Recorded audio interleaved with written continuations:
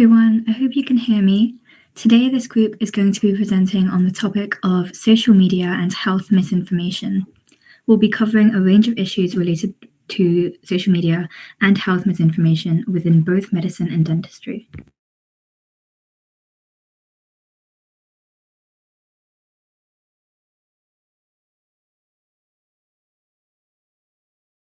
These platforms have become major sources of health information. While this increases access to knowledge, it also allows misinformation to spread really quickly, and sometimes faster than facts can. Health misinformation refers to false, misleading, or inaccurate information about medical or public health topics. It can include incorrect claims about vaccines, miracle cures, diet trends, or disease prevention methods. Sometimes it is shared unknowingly, but by individuals who believe it is true. Other times it's deliberately created to mislead, which we call disinformation. The problem is that misinformation often contradicts scientific evidence and can influence people's health decisions. Misinformation spreads quickly for several reasons. First, emotional and sensational content attracts attention. Posts can trigger fear, anger, or hope, and they're more likely to be shared. Second, social media algorithms promote content that generates engagement, meaning that controversial and dramatic posts often reach the larger audiences rather than the real truth. Finally, people tend to trust information shared by friends, family, or influencers, even if those individuals aren't medical experts and don't actually understand what's going on. The consequences of health misinformation are very real. It can reduce vaccine uptake, which increases the risk of disease outbreaks. It can cause people to delay seeking medical care, leading to worse health outcomes and sometimes even death.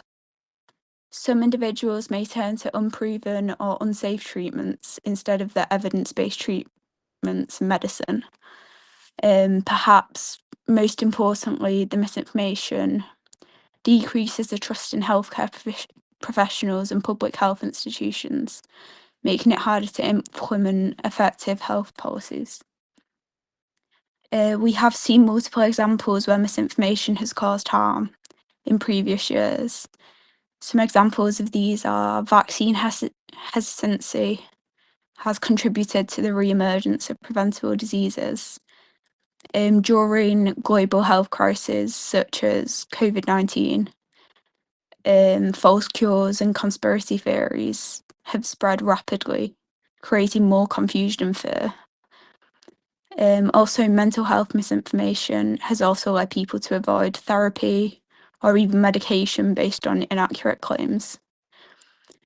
These examples demonstrate that misinformation is not just an online issue, and it has measurable offline consequences.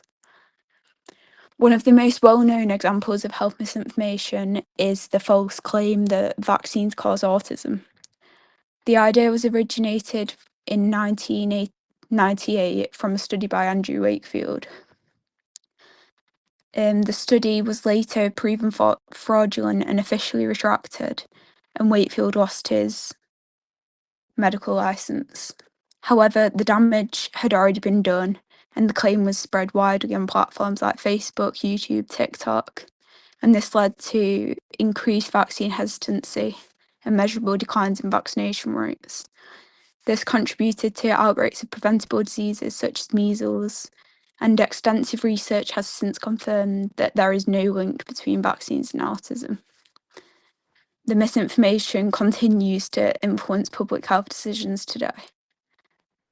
So, what do we do? First, we must promote digital health literacy. We should teach people how to evaluate sources and identify credible information. This will be difficult, but encouraging critical thinking skills helps the individuals question these claims, which half the time you can realise if they're false or not. Social media platforms can strengthen fact-checking systems and reduce the visibility of false information. In conclusion, social media has transformed how people access health information. While it offers lots of benefits, it also enables the rapid spread of misinformation. This misinformation can significantly impact public health outcomes by influencing behaviour trust and even the policy effectiveness. Addressing the issue requires collaboration between individuals, the healthcare professionals, educators, and even these social media platforms. And by promoting accurate information and critical thinking, we can help create healthier, better informed communities. My name is Chimbalu and I'll be presenting the section Misinterpretation of Medical Research. Misinterpretation of medical research happens when scientific findings are oversimplified, taken out of context, exaggerated, or completely misunderstood. On social media, complex studies get reduced to headlines like, "This food causes cancer. Doctors don't want you to know this cure." New study proves vaccines are dangerous. But research doesn't work like that. Most studies are cautious, limited, and specific.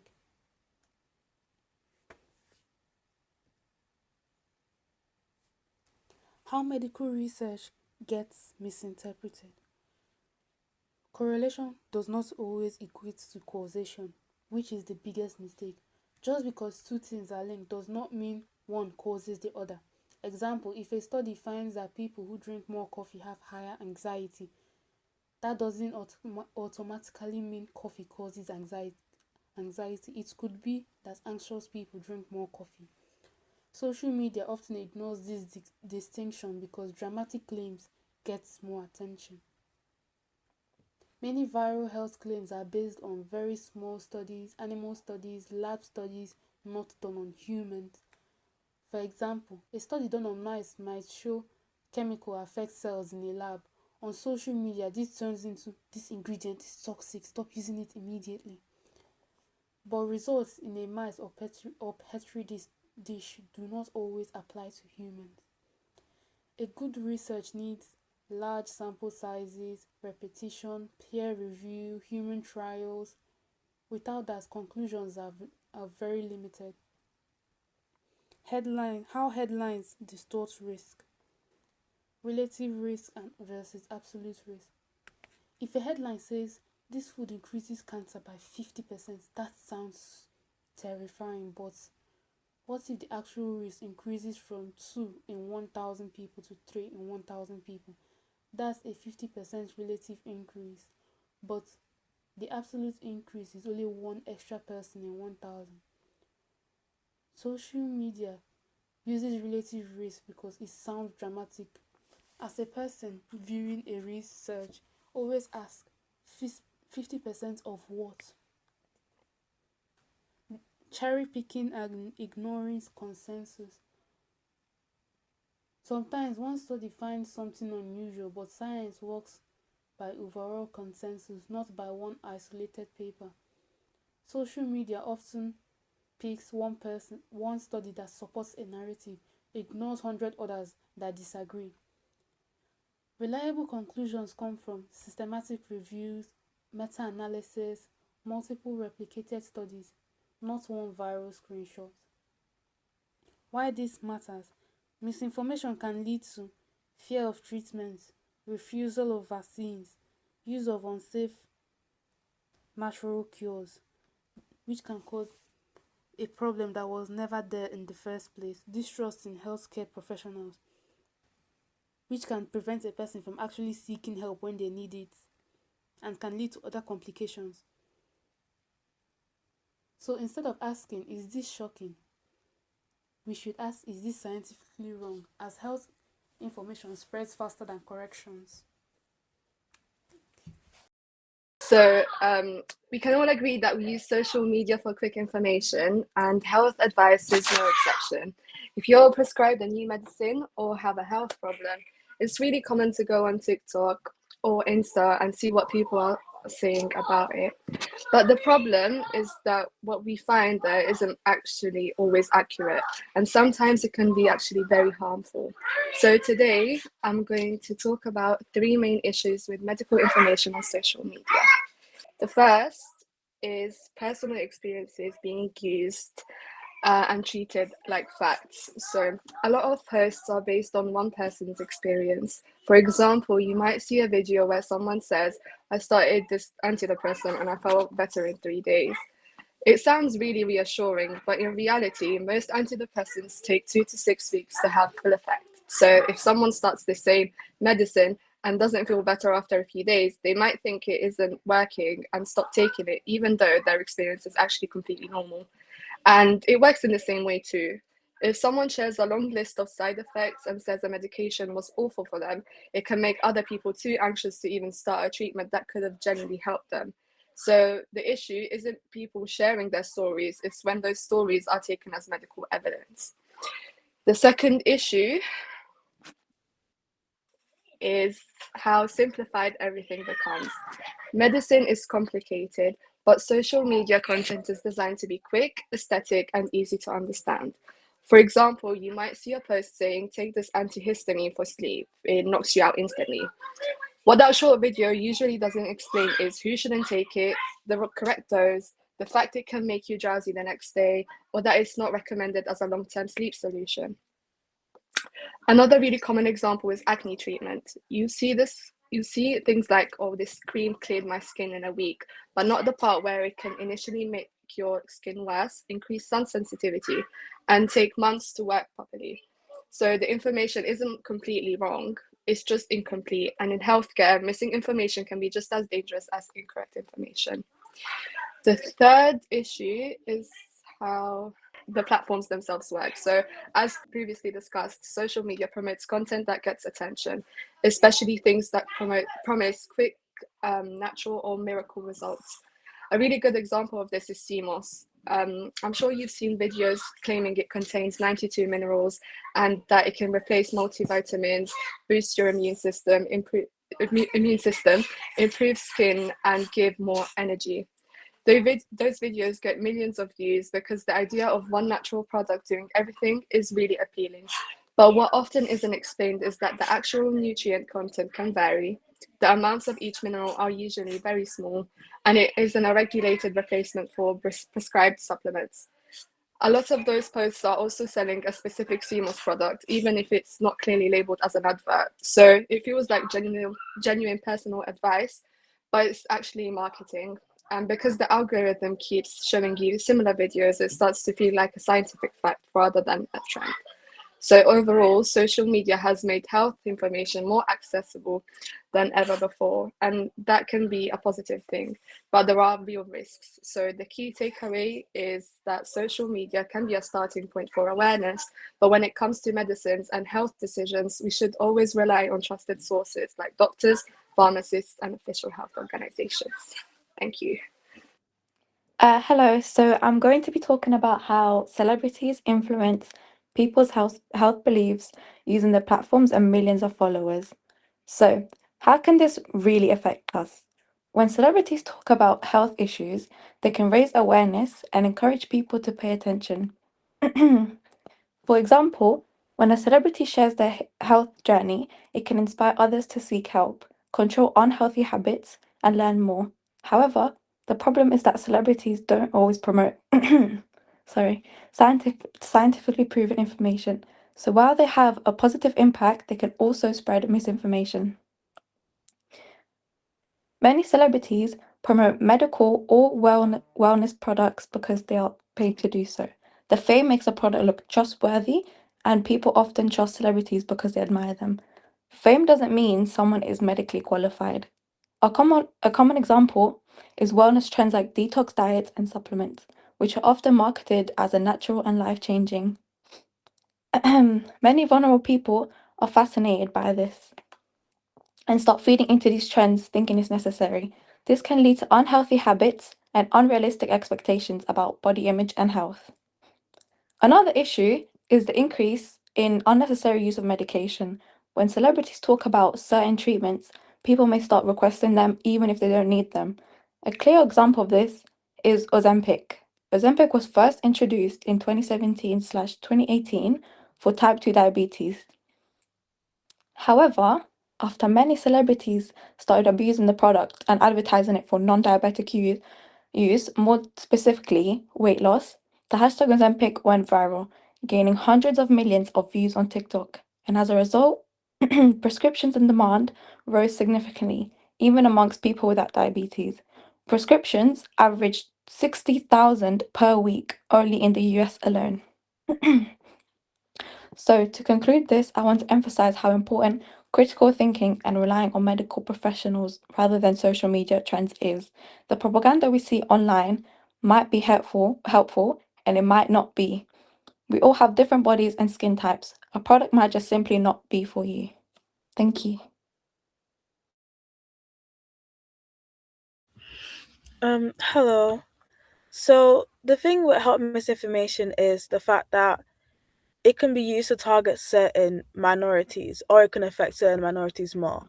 For example, in rural America, there was a high level of vaccine hesitancy because of the fact that they did not trust their government before COVID-19. The issue with misinformation is the fact that it does undermine public health efforts and amplifies mistrust. And since misinformation can't just simply be debunked, it will be repeatedly exposed, especially in like smaller communities, which will make them a lot more vulnerable. For example, in a study done by Ofcom, about 46% of the participants had already encountered false or misleading information about COVID 19. Because of that, many marginalized communities with lesser opportunities and exposure can be harmed by the spread of misinformation, which would make them more susceptible to disease. More examples of that are the belief that in America and Canada, African Americans were actually immune to COVID 19. And because of that, they noticed that lots more African Americans were actually getting the disease because they didn't have the opportunity to get a vaccine due to the belief of their immunity. Or the fact that due to certain ideas about COVID 19 in the Asian community, a lot of people saw this headline about how smoking and alcohol use could, in fact, protect them from COVID 19. And this increased self reported use of smoking and also alcohol. The thing with that is misinformation can be on misinformation can be unintentional, but it can also be intentional. When it's intentional, it is called disinformation, and usually it is seen as a way to target specific minorities to gain advantage over them. But the thing is, since it is similar to misinformation, it can be handled in a similar way, which is usually to teach people things like media literacy, which can be done through social media, of teaching them, showing them like smaller amounts of misinformation and teaching them the ways they can deal with this or how they can spot this misinformation. For example, looking at headlines, seeing how these headlines may not be true, or looking at dates or like spellings, or having like minorities have access to professionals that they can trust so that they could go up to medical professionals and ask them about these different things. So the main takeaway is the fact that misinformation can have huge impact on smaller minorities, especially if they don't have as many opportunities to be exposed to actual facts. And because of that, we need to be able to have more social media platforms that teach people how to deal with misinformation, how to spot misinformation, while also having them have access to medical professionals that they can ask these questions to. Thank you. Hello, so I'm going to be talking about how to combat health misinformation. So, unfortunately, health misinformation has become an increasingly significant public health challenge, especially in the digital age. So, the World Health Organization, for example, described the spread of false health information during COVID-19 as an infodemic, meaning there was too much misleading information for people to find trustworthy guidance. However, there are several strategies that can be implemented to effectively combat its spread and minimize its impact on public health. So, firstly, education is very important in improving how to combat health misinformation. So, firstly, by improving media literacy, enabling individuals to evaluate sources, evidence, and scientific consensus more critically. So this is by teaching people how to identify reliable information and question the credibility of online health claims. So individuals are better equipped to distinguish between evidence-based medical advice and misleading or false information. So improving public understanding of how scientific research works can also help individuals recognize that evolving medical guidance reflects new evidence rather than unreliability. Secondly, healthcare professionals need to communicate with patients in a clear, accessible way, as simply presenting facts is often less effective than building trust.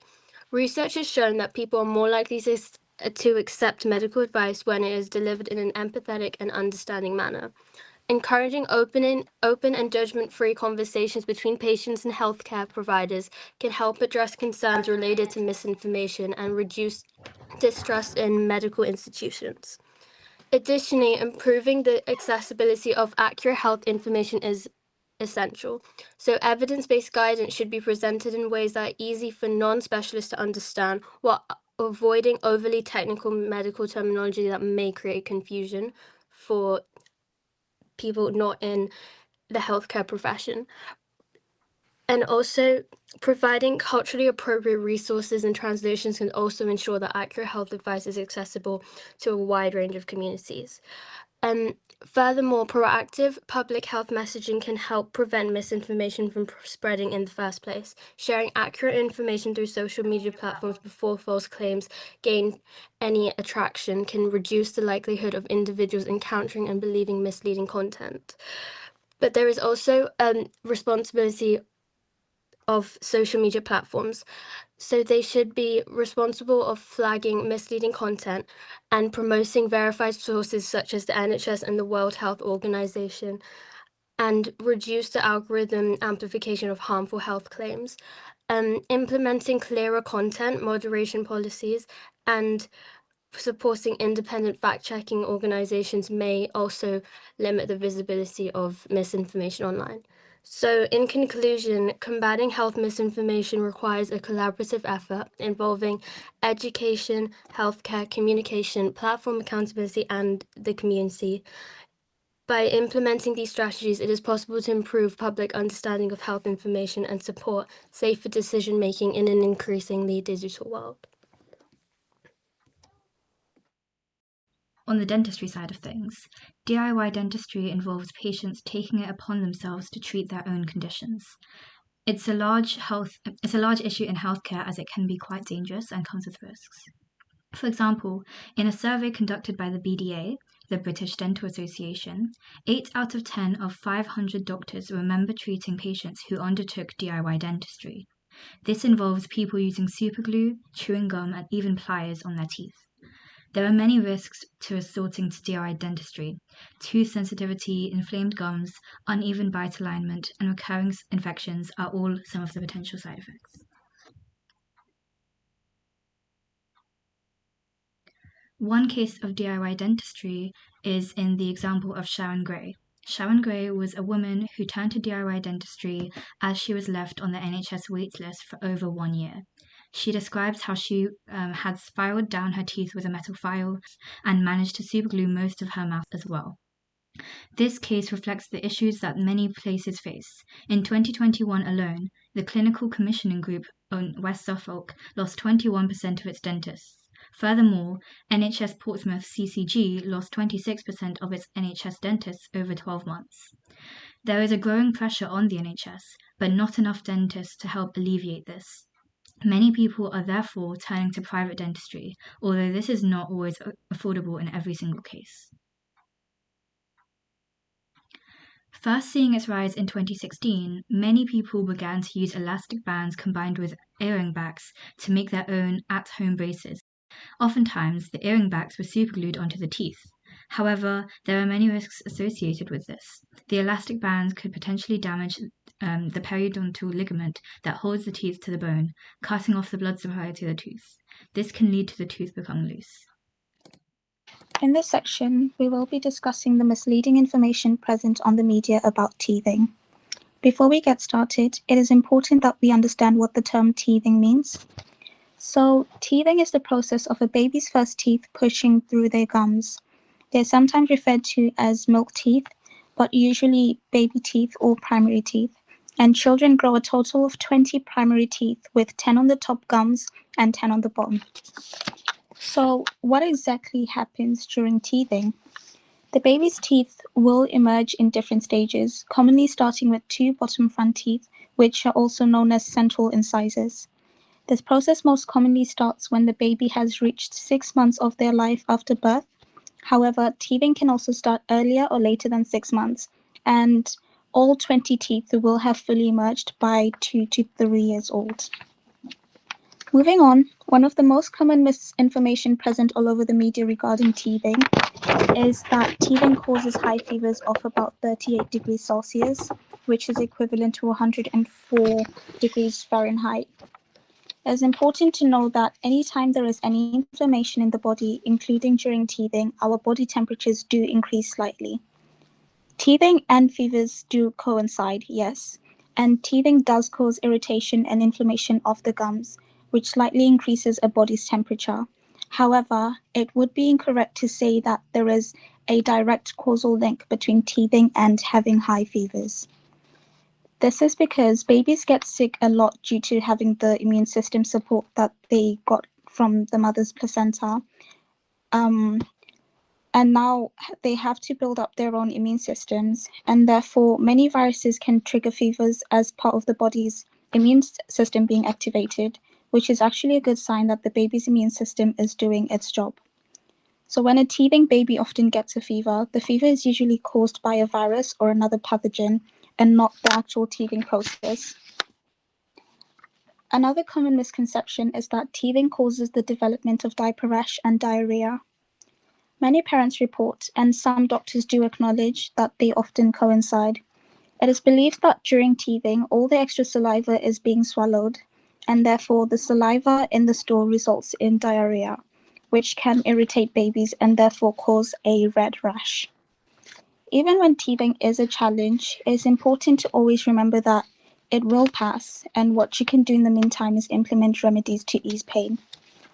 Teething gels tend to be used on babies as a safe recommendation by the media. However, these gels should never be used on children under 2.